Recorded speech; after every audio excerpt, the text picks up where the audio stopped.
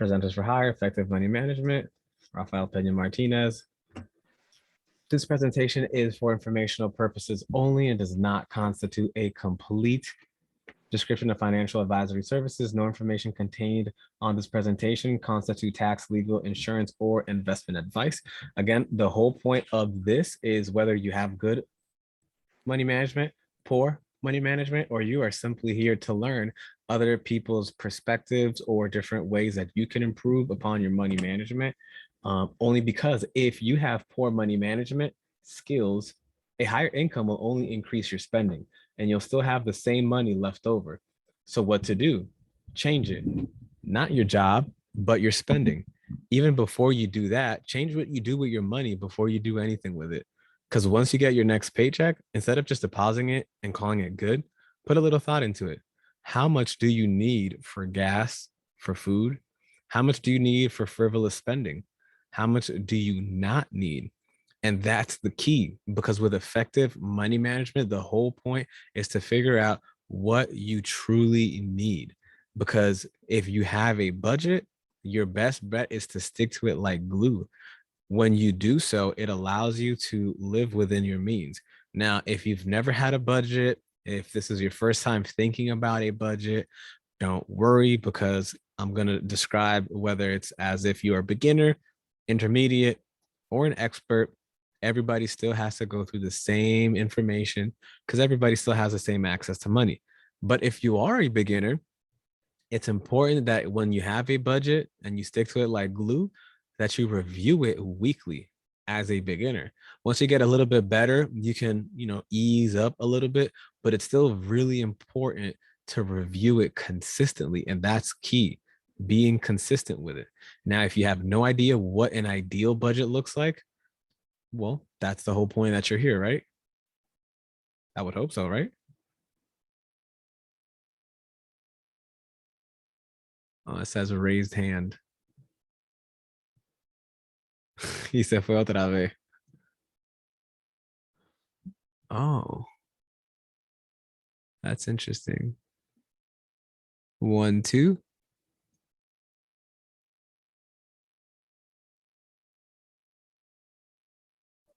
1, 2. 1, 2. Huh.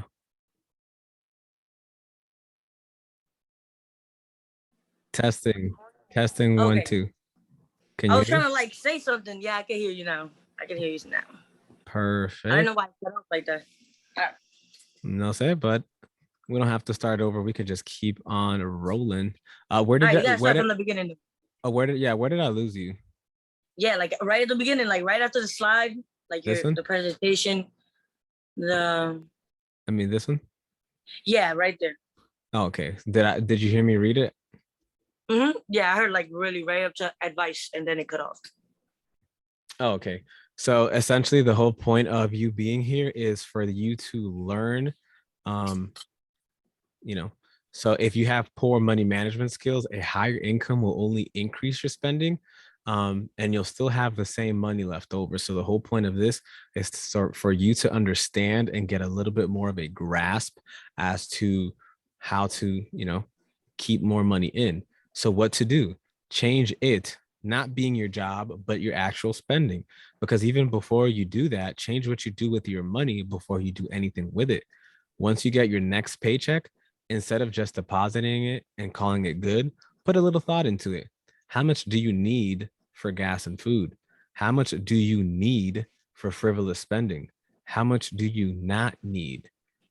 And that's the key with this whole thing, is for you to learn how to have a budget and how you are going to be sticking to it like glue. Don't worry if this is not something that you feel is your forte, because the whole concept of effective money management part 1 is for you to learn, is for you to get a little bit more comfortable. And when you do so, it allows you to actually do it in a much, much, much more effective manner. And the beauty of it is if this is something that you've never done before, well, that's perfect, because now you have a concept of reviewing your budget on a weekly basis when you're starting out. Once you get a little bit more accustomed to it, you can do so on a monthly basis or a bi-weekly basis. But if this is something that you've never done, so reviewing your budget, and I'll show you what a budget looks like in a few slides. But the whole point is to be consistent with your money, to look at it so that way you have an understanding of what an ideal budget should look like. It doesn't matter whether it's in the millions, in the tens, or in the ones, because the whole point is to learn. So, with that being said, let's find out. The most important thing in budgeting and effective money management is filling in your needs. These are things that you cannot live without. Now, I don't know about you, but if you don't like to live in el campo, if you don't like to live in the countryside, then it's super important that you have money for housing. As somebody that used to live in housing, I can used to work for the public housing sector. I can attest that just housing alone should be roughly 30% of income for a household. Any more than that, and you are possibly encroaching and getting close to being rent burden, which rent burden is like the fancy way of saying that you're paying more just to live somewhere. With housing, if you pay 40 to 50% of your monthly income, that's a emergency, because you are putting yourself at risk for homelessness, as well as for not having a very good quality of life. If you have 50%, for example, of rent burden, that's a federal preference for an emergency. People can get Section 8 and housing way quicker if they don't know how to manage their money. So just keep that in mind. Getting effective money management skills is very important, especially if you don't want to be potentially thrown out, because that does tend to happen with poor management skills. What's something else that you know for a fact you need money for that you cannot live without? Again, si tú no vives en el campo, if you're not living in the countryside, you need to pay for food. Literally. Seriously. Also, you need to pay for utilities, water, electricity, heating. Some landlords, they'll pay for utilities for you. Most will just pay for water. And then if you do ever end up becoming an owner, you have to pay for all of that yourself. And on top of that, if you ever do get sick, and if you don't get sick, you need medical care. Who's going to pay for an operation of yours if you don't have, $5,000 laying around? That's the whole point of having medical care, as well as having insurance. If anything was to happen to you, you're covered. And that could be life insurance, that could be auto insurance. Regardless, you need to have money for insurance, money for medical care. And depending on where you live, sometimes it's also important to have money for transportation. That could be a car, that could be even something like a bus pass, but even having money for getting from point A to point B. Now, a lot of these things, if we do live with family and stuff like that, it's much easier for us to say that's not that big of a deal in my budget. And that's good, because that means you can already start to picture what your ideal budget looks like. And, if you ever do get pregnant and stuff like that, childcare is also something super important about. And I'm referring to all these as things that are needed, as if the government is not going to step in. Obviously, we live in a state where the government will step in, but just in case they don't step in, because unless you have your situation resolved with the government, everything is going to come out of pocket. Now, all of this that I just showed you is 50% of your ideal income just to stay alive. And I already just showed you 30% should be for living expenses in regards to housing. That means the other 20% of money should be going to food, utilities, medical care, insurance, transportation, and childcare. And that's just to live and breathe. And that is your budget for living, just living. Now, obviously, nobody just wants to have some kind of a dull life like that. So you got to throw in there some wants, you know what I'm saying? Like, what are some things that you might want, but you could live without? Well, obviously, I got to throw in shopping. I got to throw in getting extra clothes. I got to throw in impulsive purchases. The holidays are coming up. This is going to be ridiculous, because a lot of the times you're going to see ads, you're going to see deals on things that you might have bought, and you're gonna be, having that button ready to just press buy. And if you have a budget, no se puede. But if it's Oh, within your, impulsive. yeah, if it's within your budget, however, you might be able to get away with it. But the whole point of wants is something that you do not need, and at any given moment in time, you can live without. Something else is dining out. I have a friend who used to go to McDonald's to get water for $1 Oh. almost every day. And this would eat the budget. They wouldn't realize it because it was so frequent. Think about it. If you go once, it's just $1. But if you go, let's say 5 days a week, that's $5. If you go, 20 times a month, that's $20. For $4.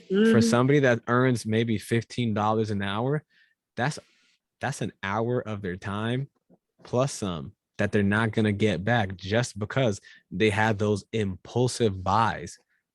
And that's not good when you have a budget, especially if you have a structured budget where you can line things up. You can see that those aren't things that you need to live off of. You don't need certain hobbies as well. And for me, a hobby is something that, whether it's something legal or illegal, something beneficial to you or it's not beneficial to you. If you have a hobby, that's a desire, because I mentioned in the previous slide what you need to live off of. A hobby is something that you just simply desire, whether it's like, let's say, for example, a hobby could be like, let's say kayaking. You got to buy a lot of gear for that. You got to have, gas for that. You got to have all these Mhm. extra things. Recreational activities. Those are expenses that eat up your budget. You don't need to live off of that. You just simply want to. And that is why it goes under those categories of desires and wants. And this should be something less than 30% of your expenses for the month. It's very important that you keep it as such, because with this is something super, super, super easy to easily start thinking, oh no, this is something that I need. Like, do you really need that? Because if money is tight, you know, this is something that you would need to cut out in order to live. Like, would you rather consistently buy stuff, consistently, get into your bad hobbies to the point where you got to choose whether to pay rent, whether to pay your car loan and whatnot, versus cutting out that hobby for a couple of months until you get right with your budget? Some people, Mhm. that's a very hard decision to make. That's why you have to be very strict upon yourself. And those are just your needs and your wants. That's 50% and 30%. We still have another 20%, and that goes into your savings and to paying debt. Something that Latinos, unfortunately, do not do very well. But this is the whole point of being very well versed in effective money management, because the more you're able to learn how it is to get better, the easier it is for you to start doing. For example, having emergency funds is super important. Super, super, super, super, super important. You would want to have around 6 to 12 months of savings. And by months of savings, I mean in regards to, if you have a job, whatever you make in that 1 month, at some point in time, you want to have between 6 to 12 months of that. So what that looks like with numbers. So let's say if your monthly expenses are between, $2,000, which is around $12.50 an hour at 40 hours a week, that means it's recommended for you to have at least $12,000 to $24,000 to save. That's the recommended amount. Damn. And if you don't have emergency funds, then this should be your number one priority. And I'm referring to the 20%. Like, if you have a budget, 50% are going to your needs, 30% to your wants, and 20% to savings and debt payment. If you have no emergency funds in your savings slash debt payment, this needs to be your number one, because the reason being, if you were to be fired today, would you be able to go months without working? And obviously, again, I'm not including food stamps. I'm not including housing or Section 8 or unemployment. I'm not including that. I'm including this in the fact that if you were to be fired today, would you be able to live a whole month or two or three while looking for another job or deciding to take some time off to yourself? Most Americans, unfortunately, don't have that money saved because they spend, spend, Mhm. spend. And then the bad thing as well is, a lot of people don't have good credit, which means that they have to have high interest credit cards that eat up every time that you make a payment, or maybe you make a payment late. You can't build credit, and now you owe a lot of money. You owe late fees and whatnot, and that's not good. Now, obviously, student loans, auto loans, those are things that people have very, very hard times getting into. If you went to college, or if you have friends that went to college, they can tell you those student loans are no joke. They can't get rid of them for like 30 or 40 years because the interest rate is worse than credit cards. Same with car loans. If you can't manage money, then this is something that's a debt that's just going to be very, very hard to get rid of. And the Yeah. reason why I say all these is because a lot of the times people try to actually put retirement first. And this is a long-term investment. This is something that honestly should be the absolute last priority if you have no emergency funds, no credit cards, and no loans. Why do I say this? Think about it in this way. If you invest in a 401k or in some sort of a retirement plan, but then you get fired and you have no savings and a lot of debt, you just created a ditch for yourself. You made a Mhm. very big problem for yourself. Now, if you have emergency funds and then you are fired, now for a few months, you can still be without work. Like work isn't needed and you can still survive como si nada. But it's not Yeah. forever. It's emergency for a reason. It's not a permanent, well, I'm gonna just live off of this. No, it's emergency funds. So that way you have enough time to be able to try to find a job or try to find another way to live much, much better. Now, I'm going to use examples because the absolute best way that people learn is by literally having some sort of a example use. So since we live in Massachusetts, I'm going to be using Massachusetts numbers. Right now, the minimum wage in Massachusetts is $13.50. So if somebody were to work at $13.50, 40 hours a week, and this is before taxes, their weekly income is $540. The monthly income is 2,160. So we just mentioned 50% of your income should be going to your needs. And that means $1,080 goes to needs. This is money that is going to be for living. And then we have 30% for your wants, which is roughly 648 to your desires, things that you would like to have, but you can live without. You absolutely can live without. And then 20% to savings and debt, which is roughly around $432 of savings or debt payment. This is very important to note because if in Massachusetts rent is $1,000, would you possibly be able to afford to dine out? Mm. Very hard to do that when Serious. with your income at Okay. $2,160, you wouldn't be able to go and dine out. You would have to dig deep into your wants and for a few months or maybe a few years, not have any desires, financially speaking, of course. Would you even be able to afford to have any hobbies at all? And if you did, would you be able to put any financial incentives in those hobbies? Or would it be something like reading a book or walking around? That's what happens when you are very poor management skills with money. And that's the whole point of being here. Because think about it. Have you ever had a time that you wanted to, impulsively buy something and it wasn't on your budget and you had to make a decision? Like, I don't have the money, but this is too good of a deal to pass up. Yes. Yes, sir.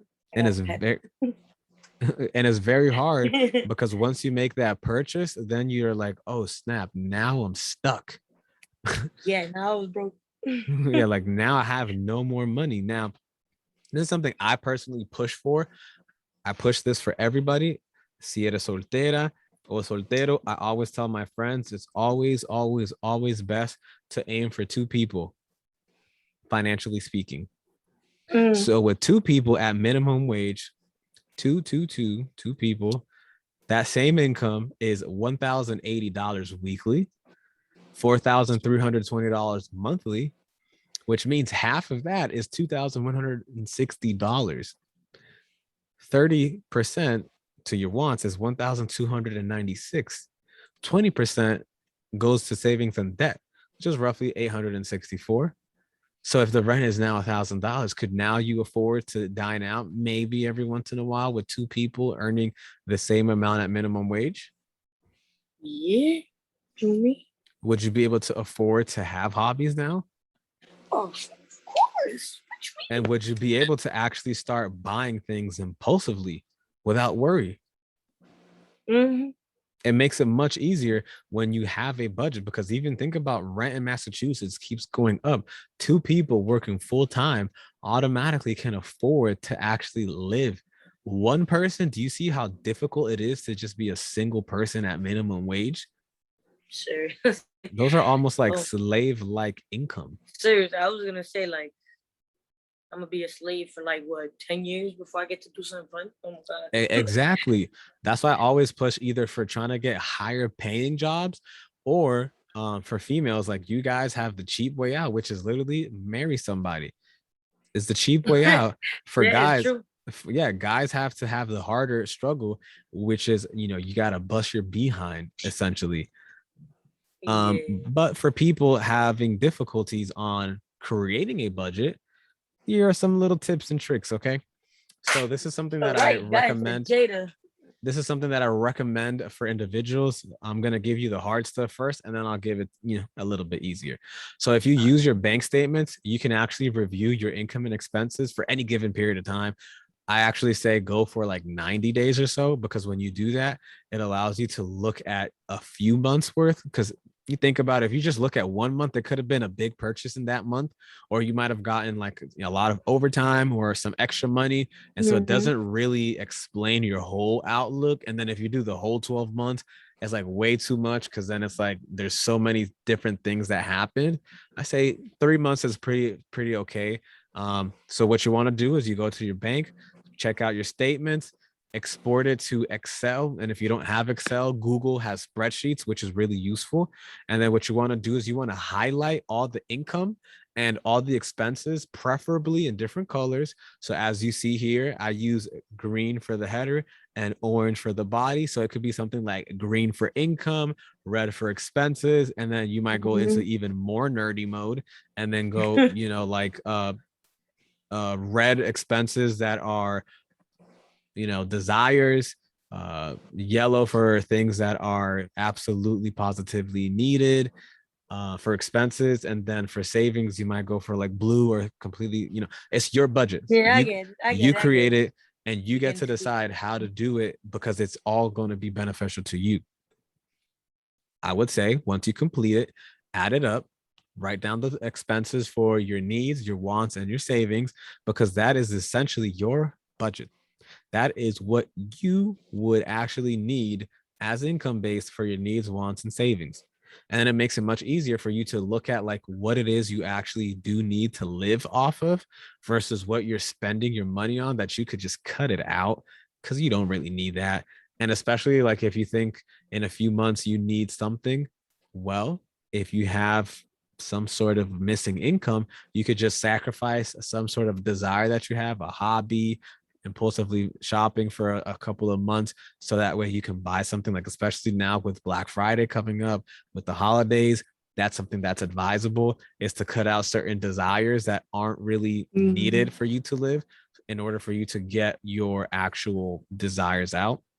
Now, if that's too hard for you, like, damn, man, Excel spreadsheets, oh, that's so hard. Well, like I did say, I'm going to give you some easy tools. My favorite, I gotta go with my favorite, is the Mint app.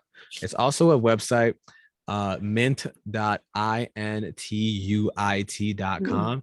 I use it personally because it automatically syncs across the devices, bank accounts, investing accounts, expenses accounts.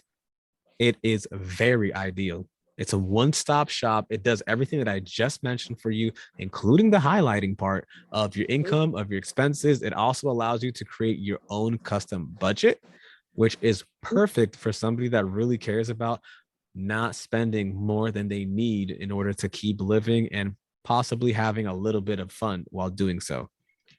Another one that I personally did not or do not use, but I looked at the reviews, and if I didn't come across the Mint app, You Clear would use that Checkbook, one? yeah, clearcheckbook.com would be the next go-to. It is also pretty it's pretty good. Again, I haven't used it personally, so I never give recommendations on things I personally don't use. But since there were so many people that gave it really good reviews, I decided to just throw it in there just in case you don't like the Mint app. The Mint app is too intrusive. Clear Checkbook is the next best thing to go. And anything else, you would have to personally use it. But I just want to give you a heads up that the tool's job is strictly to make the manual process more efficient, which means, in other words, if you don't have a process for managing your money, then any spreadsheet or any service like Mint you pick will be stale and outdated within weeks of implementation. That just simply means if you don't know what you're doing and you're just using it, well, this guy uses it and it's going to make me much better. No, Mm-hmm. it's like I said in the beginning, you have to be Mm-hmm. consistent. You have to review your budget weekly if you're just starting out. If this is the first time you've ever heard any of this, or whether this has been repeated so many times, you're like, damn, I've already heard this. It's because it works.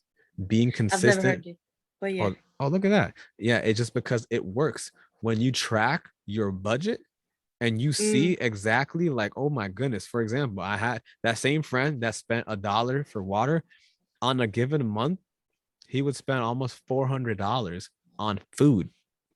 He was Oh. addicted to food. And that's a very big problem whenever you have an addiction, whether you're addicted to food, whether you're addicted to substances, alcohol, Mm-hmm. narcotics, whether you're addicted to shopping, shoes, shorts, regardless, anything that is an addiction that takes a financial hit is not good. And when you look at your budget, you can start seeing like, oh my goodness, I really don't need this. I just want this. And it's better for you to cut out your wants and stick with your needs and your savings and paying off debt. So that way, at any given moment in time, you can be free as a bird, or at least, again, have a little bit more fun of life in life. Mm. Now, Yeah, no, for I'm with you. I'm with you. now, if you need additional assistance in regards to help creating a budget, because the Mint app is a little bit too hard, or creating an Excel spreadsheet is too difficult, you know, Presenters for Hire is very limited in what we're able to do versus what we're able to teach.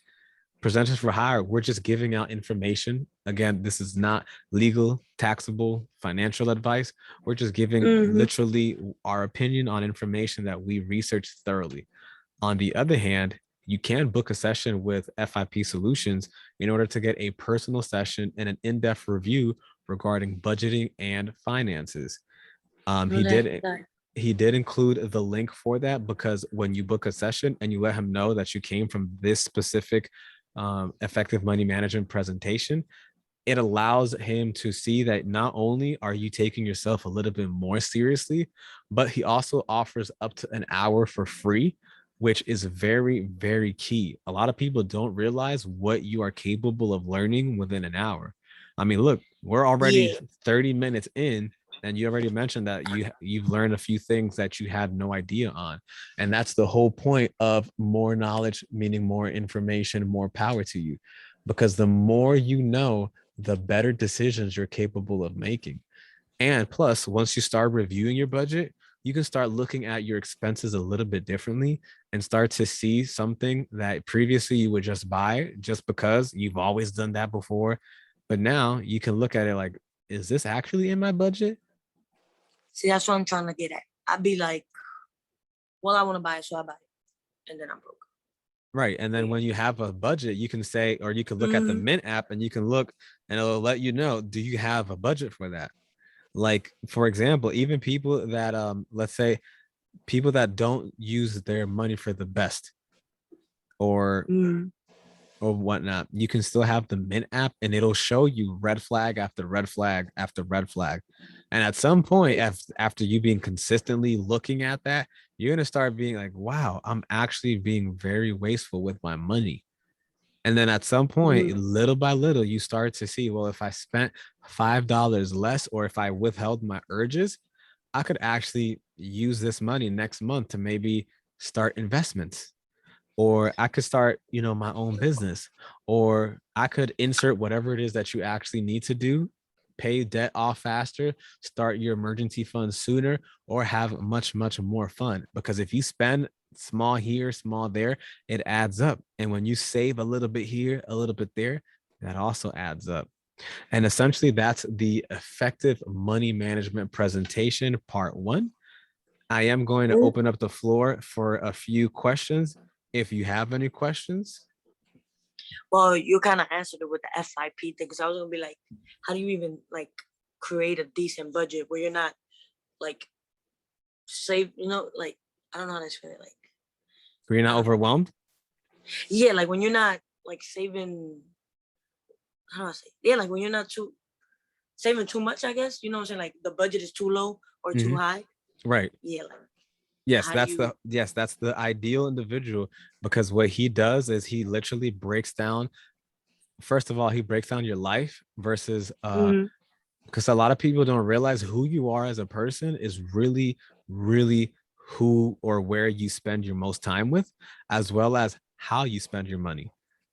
And so Mm. that 1 hour that you guys go over, that's a free discovery call. It allows you to literally understand who you are as a person much more than who you think you are. And once you know that, it allows you to start to realize where you actually want to start putting your time and your money. Because not only is money important and a resource, but also your time and energy, because you aren't blessed with unlimited energy and unlimited time, unfortunately. So it's really important that you take it seriously. And if you want, I can send you the link to his Calendly, because he does have a scheduling as well. And like I said, he does a free consultation. And if you let him know that you're coming through here, he might even throw an extra thing or two at you. You know what I'm saying? And did you Yeah, have who is any? he though? Oh, you don't know who he is? No. That FIP solution is Fred. Oh my God. Yes, he's been doing Oh, consulting for a few months now. oh wow, good for him. So I'm definitely gonna talk to him. Yeah, he's Well, I'm gonna good people. definitely do that. Yeah, he's kind of And scary, but yeah. oh, trust me, it is very, very, very. It's even easier than what you imagine. Just think of it this way: if you had a chance after you're 50 or 60 years old to have somebody in your ear say, "What were the things that you regret doing?" That's Mm-hmm. essentially what he does to you in that session. Oof. He will bring you forward. He will show you what your habits are going to look like. He will show you your financial habits, your everything. He will show you what that's going to look like. And then he'll ask you if that's what you want. And then he'll pick apart your brain. I can't do it like he does. He's a pro at that. Mm-hmm. Like Yeah. I only know how to talk forever about a lot of topics. He knows how to actually enter your mind, your subconscious, your psychological. Like Ooh. he studied a bunch of certificates and a lot of hours worth of that. So he's the expert on that. Um, so I would highly, highly, highly recommend that for you. And any other questions that you have for me, or did I try to cover most of it for you? Yeah, no, you try to cover most of it for you. But you know me, if I have any more questions, I'm just gonna hit you up. Yes, because I was going to say, if you have any questions, let me know. Also, what I would very much appreciate, I unfortunately don't have a website right now, but any and Mm. all review and feedback is appreciated. So what I would recommend, if maybe tomorrow or maybe within the next couple of minutes, just write down what you thought about the presentation, what you liked about it, what you didn't, what you thought could be better. And if you recommend this presentation, feel free to forward my Calendly link to somebody who does need this presentation, somebody that you might think needs the presentation, somebody that you know needs this presentation, only because Mm. it's my goal to try to help as many people as possible. Because think about it. if you know how to save as much money as possible, or if you know where to use your money, you don't have to be broke. Again, it's not about how much money you make. It is not about how much money you make. It's how much money you keep. There are millionaires and billionaires who don't make money. And what I mean by that is they will have $1 million and they'll have 1 million expenses. Seriously, there's people that are poor as heck and they will have $1,000 of income per month, but they're saving 300 to 400. Wow. And Yeah. that's the whole key of effective money management. And with that, the presentation is over. So I am going to conclude the recording. Okay. I learned so much. I'm gonna have to tell my mama about this. She needs some money management skills. That's very true. It's very important, because what the beauty of it is that the more you know, the easier it is for you to teach others. And that's the whole concept. Because if you do know a lot regarding money, even if you don't have it, if you just know, hey, that's actually something that you don't need to live.